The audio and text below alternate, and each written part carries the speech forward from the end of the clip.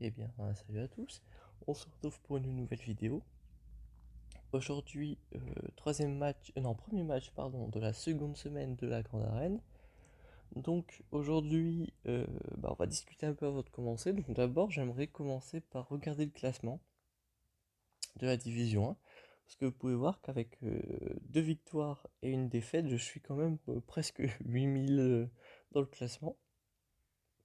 Donc j'aimerais bien voir le score des premiers et un peu leur bannière à vie, etc. pour voir un peu ce que ça donne. Donc ouais, donc ils ont plus ou moins le score, les points de la victoire, d'une troisième victoire en plus.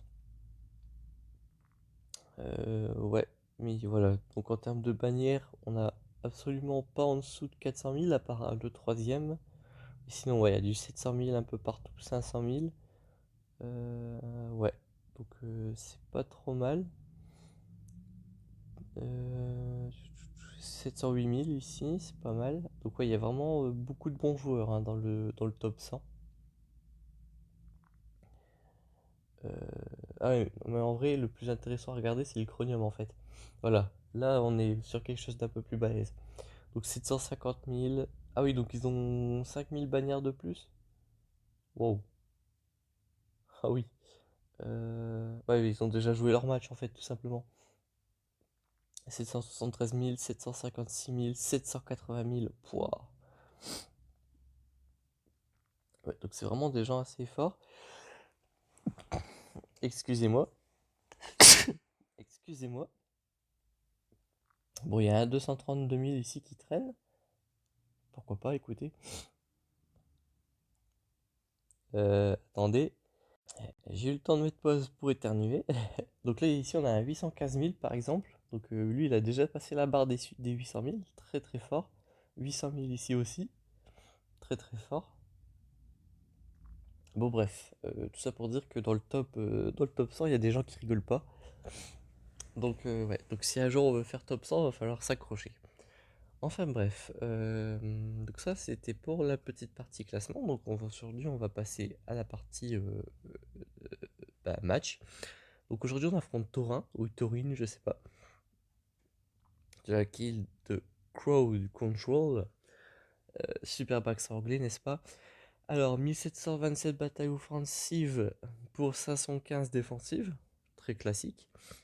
Division 1 Kyber, 1851ème, donc pas mal. Quand on sait ce qu'il y a dans le top 1, enfin dans le top 100 plutôt. En termes de flotte, on va commencer toujours par la même chose.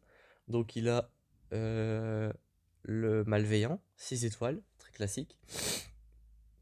Donc c'est toujours comme ça, arrivé à mon stade, hein, soit il a le négociateur, soit le malveillant, parfois les deux, mais rarement aucun des deux.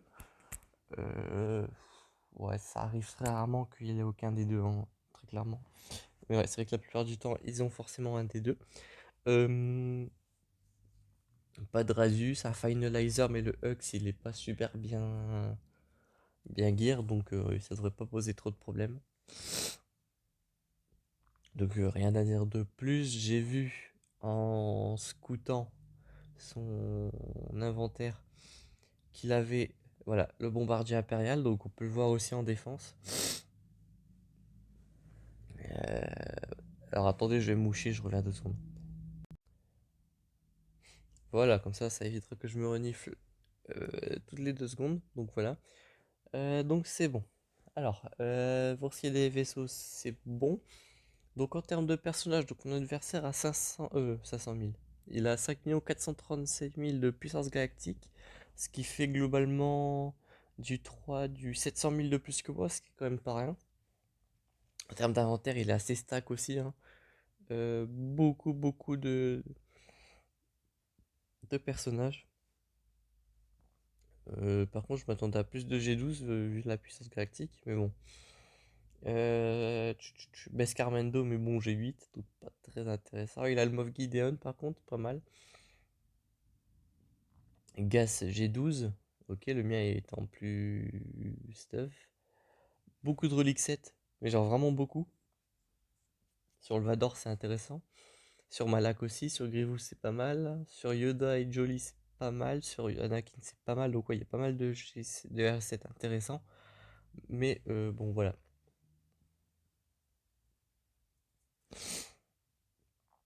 Donc presque 700 000 bannières à vie, c'est pas trop mal. Donc on va avoir un adversaire plus ou moins de taille aujourd'hui. Donc on va faire participer. Donc il m'a déjà full clear, pardon. C'est le terme très exact. 2101 bannières. Le score max soft, on va dire, c'est 2140, ce qui veut dire que j'ai légèrement de la marge. Euh, ce qui veut dire qu'il ne m'a pas clear de façon très efficiente. Je peux m'attendre à une surprise dans le bac, juste ici. Donc on va faire attention. Alors, pour ce match, mon adversaire a décidé de mettre en défense. Alors, des Troopers, donc les soldats de l'Empire, avec Moff Gideon et Piet, qui ont tous les deux leurs états, ce qui est vraiment pas mal. Euh, on a une team Rey, pas très bien gear, ça me rappelle un peu la mienne, donc c'est marrant. Une Mot Motma, et en bas, on a une Grievous avec une Géo. Donc là, lui, très clairement, ce qu'il veut faire ici, c'est me forcer à utiliser mon Revan et mon Dark Vador ou mon Matria. Donc ici, moi, je m'attends à avoir pas de hein, on est d'accord. Euh, Donc je vais passer à ma défense très rapidement. Donc Padmé, que je mets souvent pour forcer mon adversaire à cramer son Revan. Juste avec, j'ai mis les Sœurs de la Nuit. D'habitude, je mets mon Grievous ici. Mais cette fois-ci, j'ai décidé de changer. Peut-être en mettant cette team ici, ça lui force à cramer une bonne team. Parce que bon, c'est quand même des Sœurs de la Nuit, donc faut pas déconner. Euh,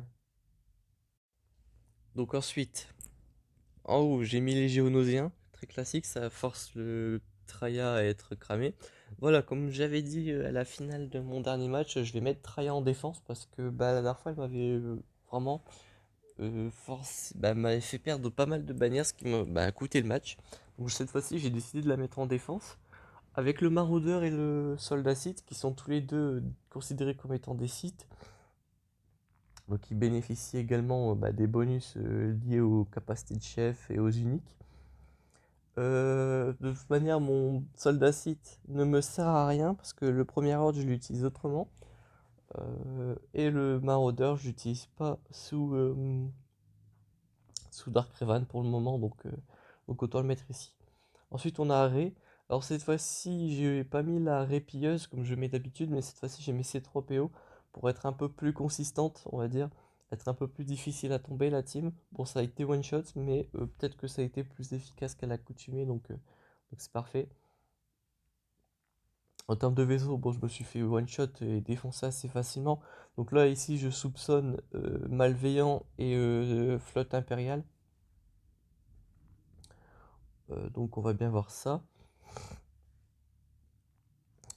Ici, Grievous, comme je l'avais dit, hein, je l'ai mis ici pour pas qu'il soupçonne qu'il soit dans le bac et qu'il utilise ainsi Revan sur Padmé.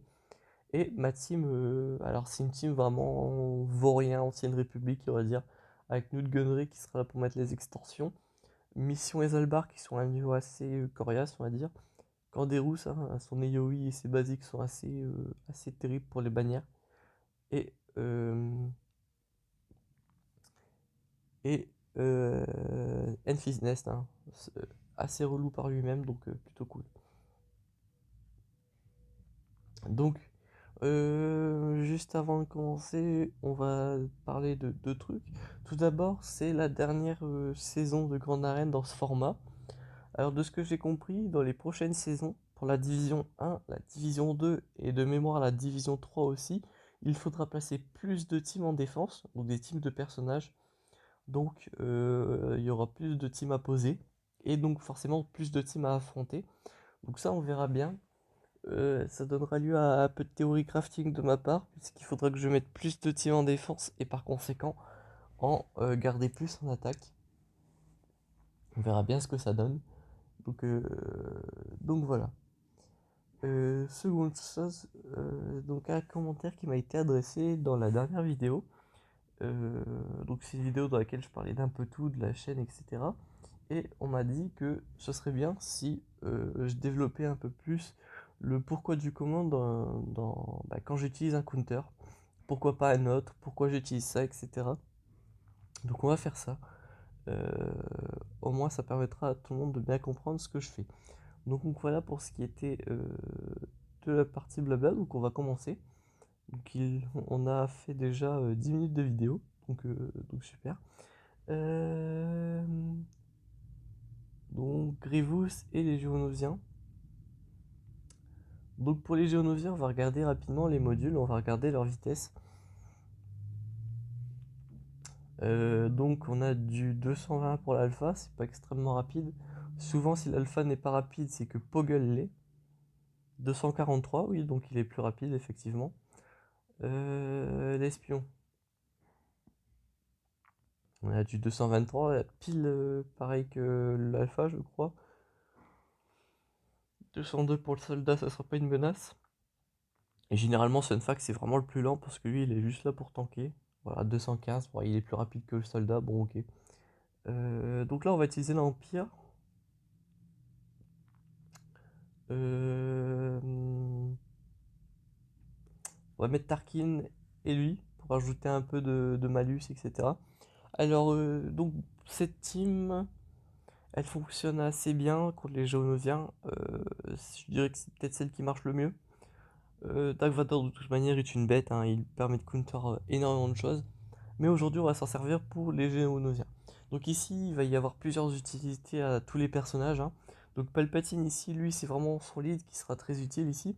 Parce que, en fait, voilà, lorsqu'un affaiblissement en cours sur un ennemi prend fin, la jauge de tour des alliés Sith et de l'Empire se remplit de 5%. Donc ça va être très bien parce que Vador met beaucoup de malus. Je vais rajouter Tarkin et le pilote du chasseur tailleux qui rajoute des malus également.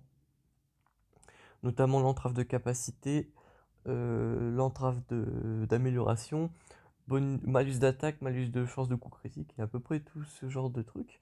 Donc ça va être très pratique d'avoir ces deux-là. Donc ça va être bien avec Palpatine. Lui, il met également le choc sur sa basique, donc pour par exemple éviter que la brute prenne Sarah Eri, donc ça c'est plutôt cool. Il faut aussi savoir que Palpatine a un stun de masse, à savoir pouvoir du côté obscur, donc il peut le stun jusqu'à 6 personnes dans ce combat, puisqu'il y a 6 Géonosiens en comptant les 5 de base plus l'invocation de la brute. Donc Vador, lui, ça va être celui qui va faire tout le travail, très clairement. Donc son massacre implacable, hein, qui va lui permettre de jouer jusqu'à 6 fois. Donc ça va être très pratique pour faire les trucs clés, les mouvements clés, on va dire. Donc on va commencer, je vais vous montrer, je vais vous décrire ça après. Et Grand Amiral Throne qui est lui ici pour poser sa fracture principalement. Euh, Sa fracture pour par exemple euh, embêter la brute pour éviter qu'il prenne la raillerie et qu'il ne joue plus. Ou pour empêcher un personnage clé de jouer son tour, ça peut être pratique, donc vraiment tout un tas de trucs très intéressants. Mais ça, je vais en discuter en combat. Donc on va commencer le combat. Donc ce counter à utiliser bien sûr si vous avez l'avantage en termes de vitesse. Donc ne serait-ce qu'un point, c'est suffisant. Tant que vous êtes ne serait-ce qu'un point de speed plus rapide. Donc ici, on commence par écrasement de force. Quand vous l'utilisez, vous avez un tour bonus sous Palpatine, donc vous rejoignez instantanément, c'est bien. Massacre implacable. Donc là, vous voyez que j'ai appliqué le ciblage implacable, donc je vais pouvoir jouer 6 fois sur eux. Hop. Donc tant qu'un ennemi a ciblage implacable, vous avez un tour bonus. Donc ici, il faut mettre les entraves de capacité sur les personnages clés. Donc les personnages clés sont l'alpha, Poggle, parce que ces deux derniers peuvent dispel les malus. Ensuite, un autre personnage clé, c'est l'espion, qui a une capacité qui fait super mal, c'est la frappe silencieuse, donc la pouvoir spéciale. Là, on utilise encore l'écrasement de force sur la brute, parce que cette dernière, eh bien, elle a la capacité de contre-attaquer. Hop, on entrave le soldat géonosien. Hop, lama batteuse sur Sunfac, parce qu'en faisant ça, euh, on va mettre de lourds dégâts, et plus votre adversaire a de malus, plus cette lama batteuse fait de dégâts. Et en fait, ça va dispel les malus. Hop, vous voyez. Bon, là, je l'ai tué, donc c'est pas très représentatif. mais en faisant ça, j'ai tué le Sunfac et je récupère déjà 100% de jauge de tour avec Vador. Donc c'est parfait. Ensuite, on fracture la brute pour éviter toute contre-attaque. Là, on va essayer de tenter le stun sur l'alpha, ça n'a pas rentré. Donc là, il faut impérativement lui mettre un malus d'entrave de capacité. Ça n'a pas fonctionné, malheureusement. On va tenter de réduire sa jauge de tour avec Tarkin. Cette spéciale-là peut réduire jusqu'à 50% de jauge de tour. Hop, ça a fonctionné, c'est parfait. On va le choc, parfait. Basique, on va tenter un entrave de capacité, ça n'a pas fonctionné. Hop, on va le mettre sur Poggle, il est mort, parfait, ça me donne masse jauge de tour. Là, il faut impérativement s'occuper de l'alpha. On met un écrasement de force, ça fait un tour bonus. Massacre implacable, parfait. On va pouvoir jouer plein de tours. Lame abattue sur l'alpha, c'est parfait. Et là, il ne nous reste plus qu'à clean up le match. C'est parfait. Hop. Pour la forme, on va tuer la brute avant et on achève l'espion. Parfait. Donc vous avez en main les clés pour counter les Géonosiens, c'est très bien. Donc on continue. Alors j'ai un peu de marge en termes de bannières. J'en ai 2101. Je sais que le score max, c'est 2140. Ce qui veut dire que si je full clear one shot, je gagne. Par conséquent, si je perds ne serait-ce que 5 bannières dans un match, c'est pas dramatique. Bon, on va pas faire ça tous les matchs non plus, mais si c'est occasionnel, on peut le faire. Par conséquent, cette fois-ci, je vais pas utiliser Revan, mais je vais utiliser son alter ego Dark Revan. Pourquoi ça? Parce que, comme je l'ai dit, je soupçonne une Padmé dans le bac. Donc, il faut que je garde Revan. Ça, c'est une chose. La seconde, c'est que je vais garder Gas également, parce que je soupçonne Dark Revan dans le bac, parce que mon adversaire ne m'a pas clear, ne m'a pas full clear.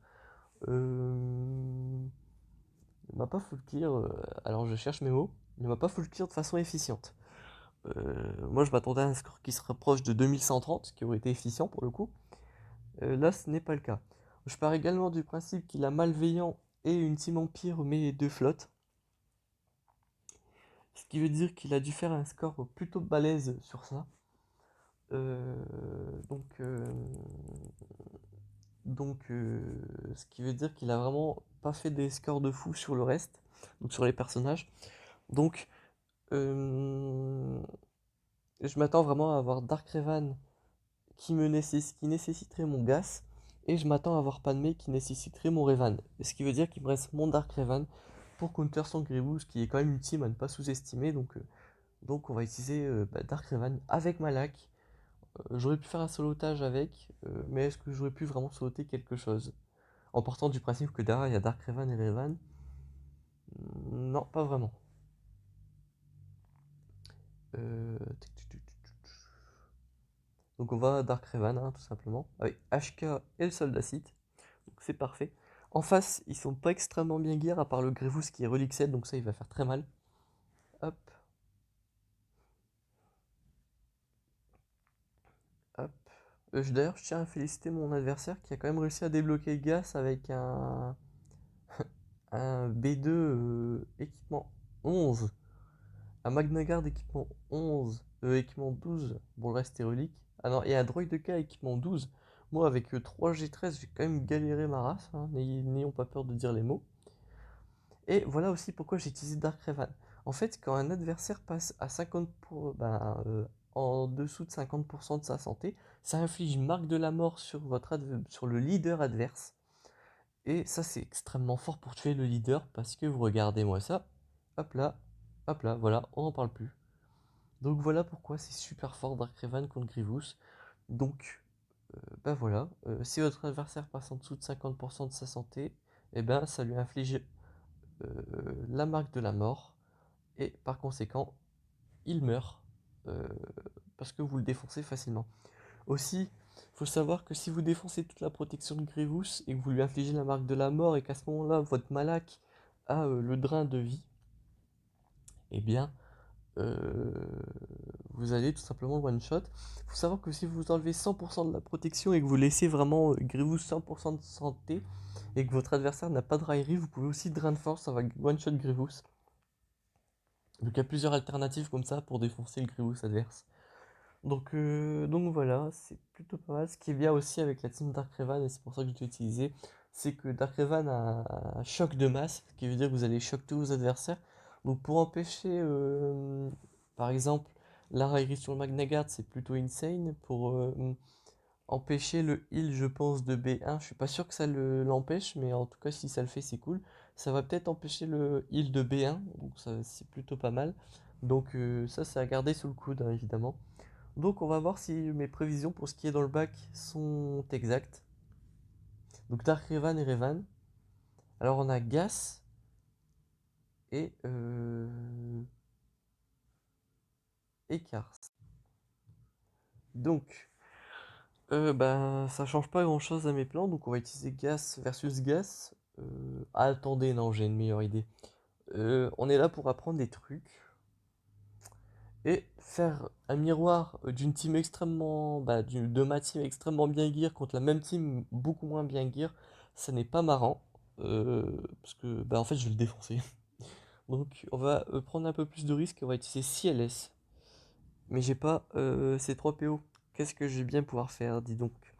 Le Gas n'est pas G13, ce qui a tendance à m'arranger. Le Rex, lui, l'est. Je sais ce que je vais faire. Soyons fous. Rebelle. Tac, tac, tac, tac. Ouais, je sais parfaitement ce que je vais faire. Oui, séparatiste. Donc CLS versus Wattenborg. CLS et Wattenborg versus Gas, pardon. Euh, Pourquoi cette team et pas une autre? Eh bien parce que j'ai là, ben, je sais que ça peut le counter, hein, tout simplement. Donc ça peut être une première raison. La seconde, c'est que déjà d'entrée de jeu, vous allez pouvoir stun Rex avec Han Solo. Donc avec la capacité, bah, la basique en fait, hein, qui stun et qui vous permet de jouer premier quoi qu'il arrive, peu importe la speed. Euh, Alors est-ce que c'est écrit quelque part? Alors non, c'est pas écrit. La première fois que... Non. Dispose d'un tour bonus. Pendant ce tour, ignore la raillerie et peut uniquement utiliser... Voilà. Han Solo ignore la raillerie et peut uniquement utiliser son attaque de base, mais celle-ci étourdira la cible pendant un tour et ne peut pas être résistée. Donc ça, c'est très pratique. Pour d'entrée de jeu, Stun Rex, qui va pas pouvoir utiliser la formation. Donc c'est vraiment là toute la force de cette team. Il faut savoir également qu'en ignorant la raillerie, pardon, il va ignorer celle de Gas. Donc ça passe pas trop de soucis. Ouais, donc ça empêche la formation. Il faut savoir que tant que Gas est debout, un clone ne peut pas tomber en dessous de 100% de sa santé. Donc en frappant Rex, il va pas passer en dessous de 100% de sa santé. Par conséquent, euh, le sacrifice de Rex ne sera pas enclenché, ce qui va être plutôt cool. Donc on est parti. Euh, Ouais, donc on va mettre euh, d'entrée de jeu le stun sur Rex, comme ceci. Donc vous voyez, il passe pas en dessous de 100% de sa santé.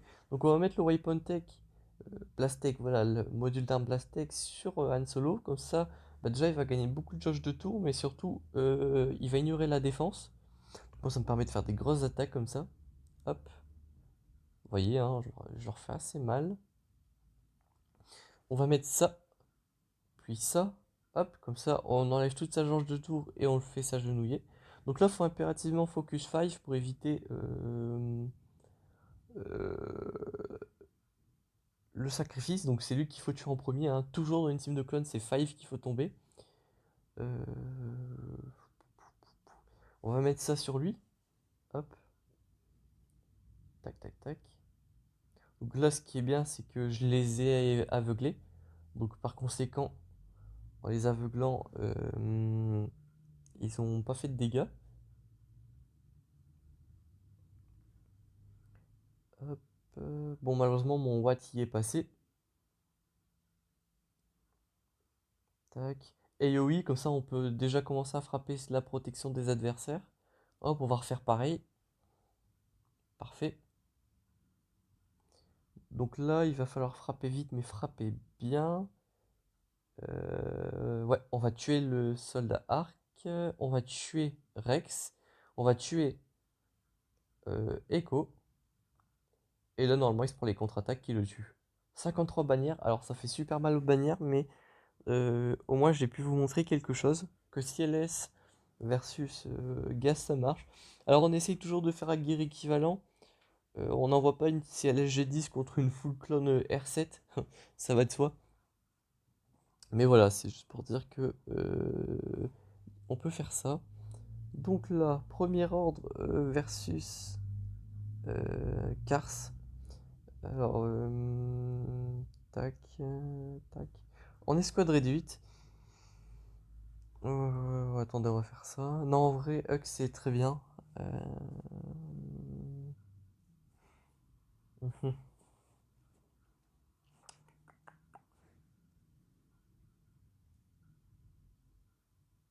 J'ai une meilleure idée. Premier ordre. On va tenter ça. Ça fait longtemps que je l'ai pas fait.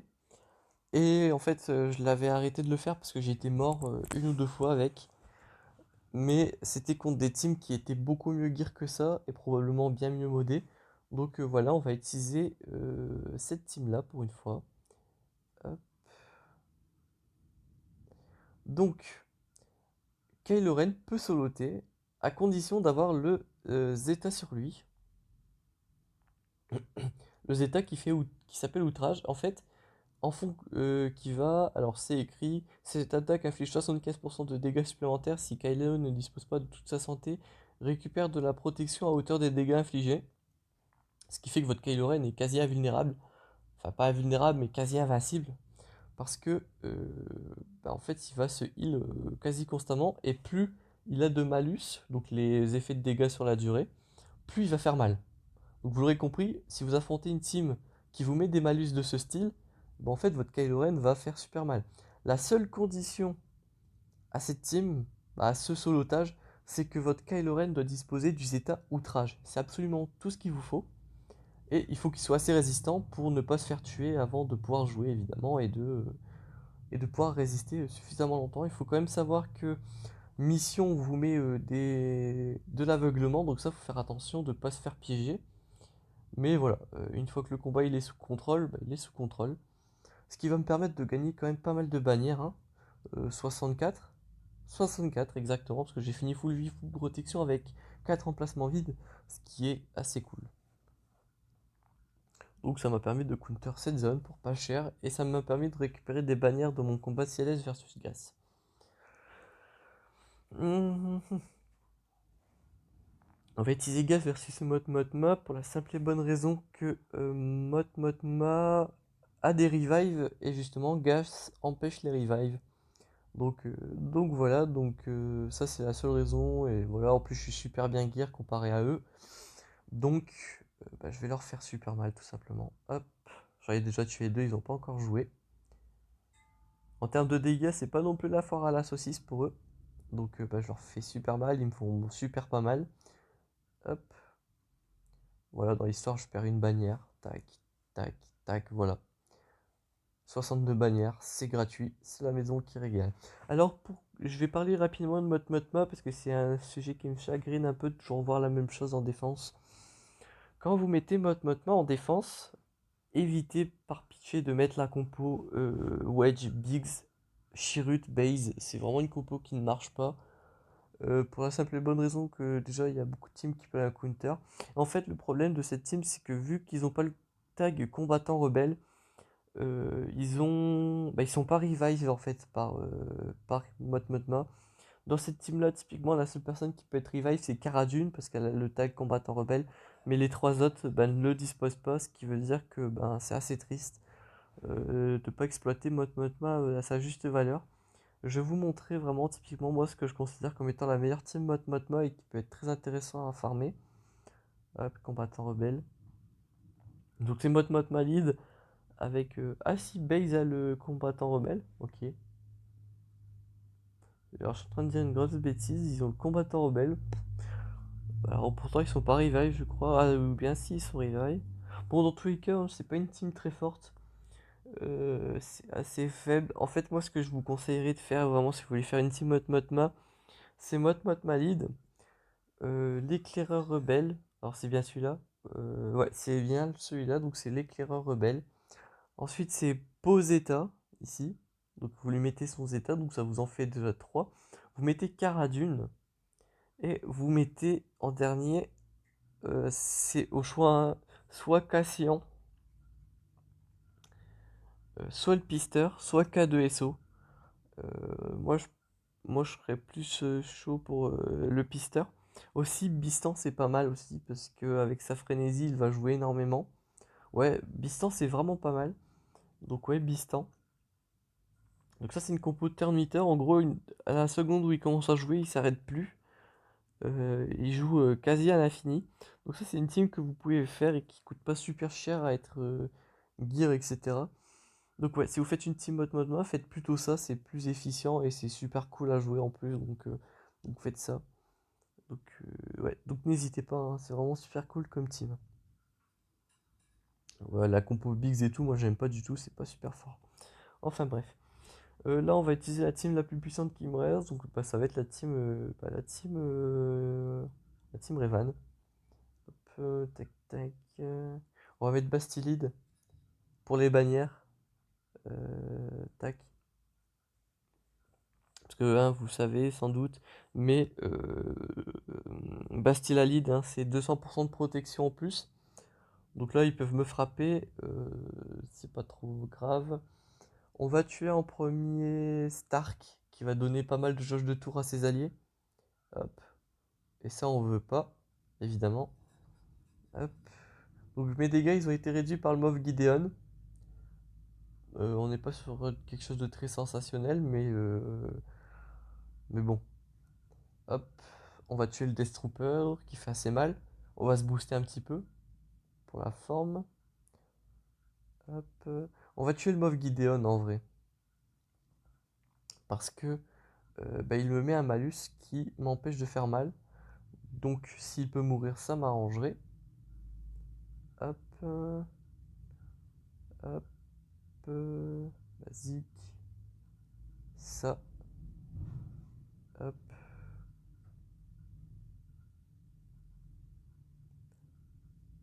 On gagne un tour, parfait.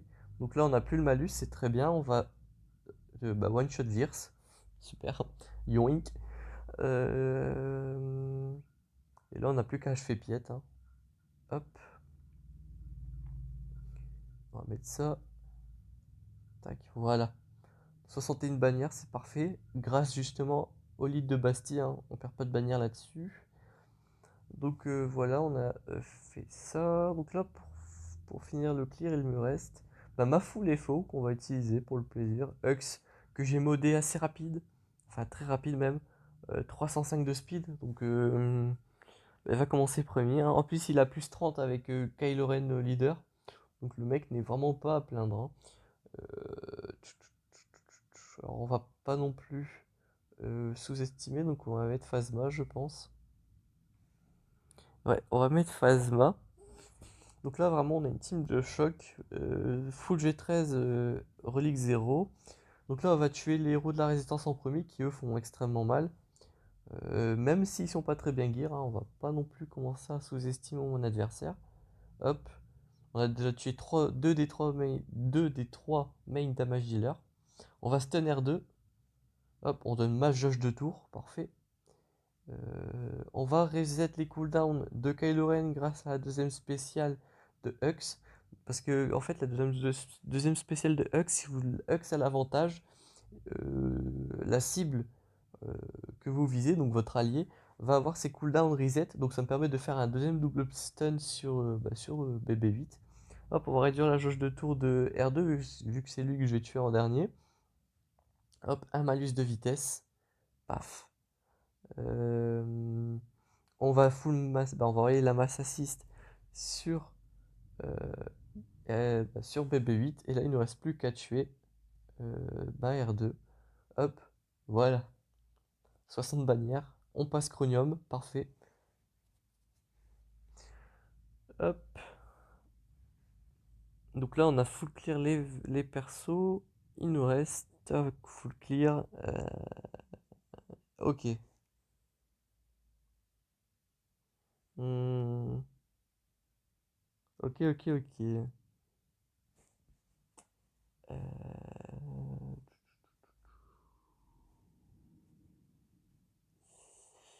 Euh, je suis en train de réfléchir, hein.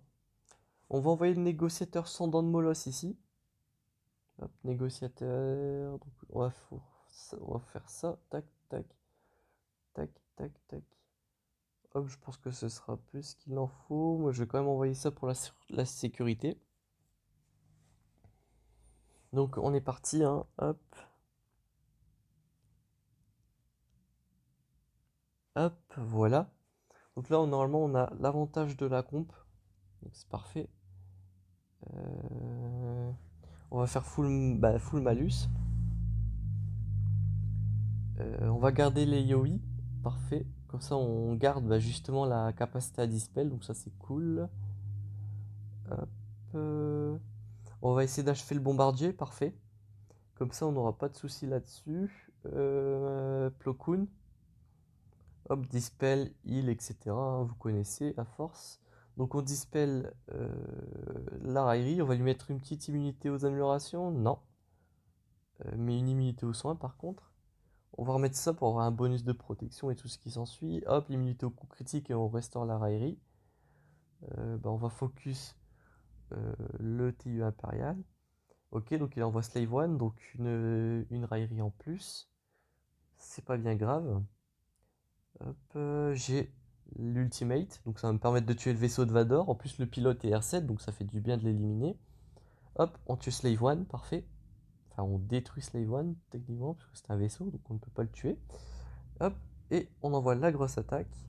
Tac, 66 bannières, c'est classique, mais on la clear.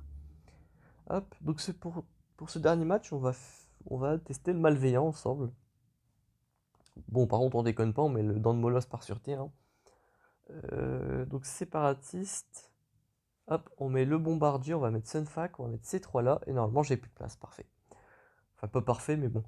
Donc on est parti, hein, on va tester le malveillant, voir ce que ça donne. Donc première utilisation pour ma part, même si je l'ai déjà vu dans un milliard de vidéos. Hein. Hop, donc je sais plus ou moins comment ça fonctionne. Donc raillerie avec le dent de molosse. Hop, on va mettre ça sur Anakin. Hop, parfait. Donc lui il prend la raillerie normalement. Tac. Est-ce que ça heal autre chose que les séparatistes? Disciple plus affaiblissement sur la cible. Ok, donc si je fais ça dans le Moloss, normalement ça marche. Exactement, parfait. Hop. Donc là, on a invoqué un Buzz Droids. C'est un druide vautour. Alors je me fais un peu défoncer malheureusement. Donc ça, c'est pas trop mal de pouvoir invoquer. C'est plutôt cool. Du coup, ça me permet de mettre pas mal de malus. Hop. Alors par contre, mon vaisseau prend assez cher malheureusement. Hop, on va prendre le chasseur stellaire géonosien, enfin le de l'espion. Hop, on va tuer lui. Parfait. Ah, j'ai mal géré, ok. Bon, cependant, je lui fais quand même assez mal. Tac, tac, tac. Bon, on est obligé de l'achever lui par contre, c'est dommage. Donc je joue assez mal en vrai, c'est dommage. Euh, Ouais, bon, en fait, j'apprends, hein, donc me blâmez pas. Hop, je vais mettre ça pour mettre un malus d'attaque sur le vaisseau d'Anakin, c'est parfait. Oh, le vaisseau de Plo Koon, quel enfer. Hop, donc j'ai stun lui. Tac, tac, tac. Ok.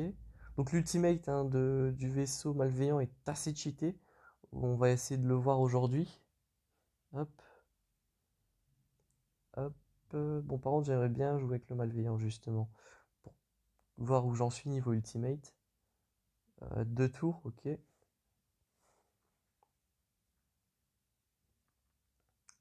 Hop. Tac, tac.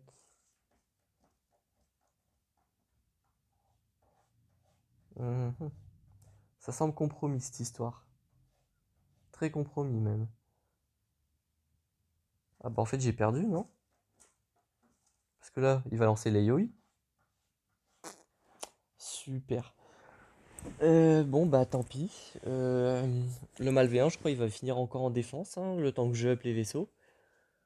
Est-ce qu'il me reste de quoi clean up? Est-ce qu'il me reste assez de points pour gagner? Je sais pas, hein. Bah, va falloir bourrer, hein.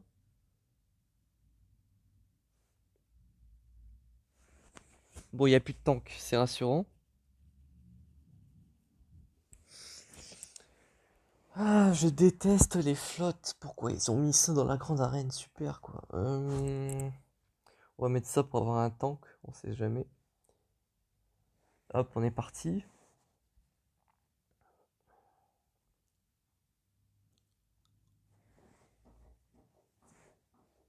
Donc là, on va focus bah, le vaisseau d'Anakin, pas trop le choix. Bon, en vrai, en face, c'est un endurance. Je suis plutôt content de ça, ça va m'aider. On va tenter le stun, parfait, il est rentré. Hop, on va invoquer Anakin, parfait. On va heal le chasseur TIE, comme ça il peut prendre une ou deux attaques de plus. On va stun Ahsoka, parfait. Ouh, oh, je suis en sueur là.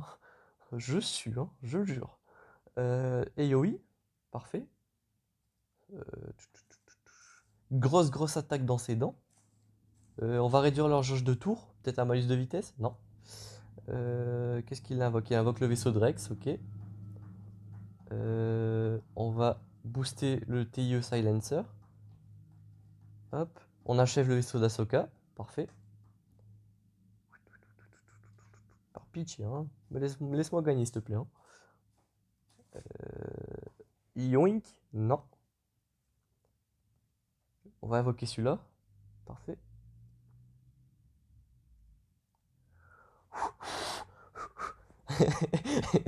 Ok, wow. Par contre, est-ce que je gagne? Oh misère. Oh misère, misère. Oh, j'ai eu trop rep, hein. Oh purée. 2112 à 2101. Wow. Bon, ok, le malveillant, lui, il va finir en défense, hein. C'est hors de question que je le garde, hein.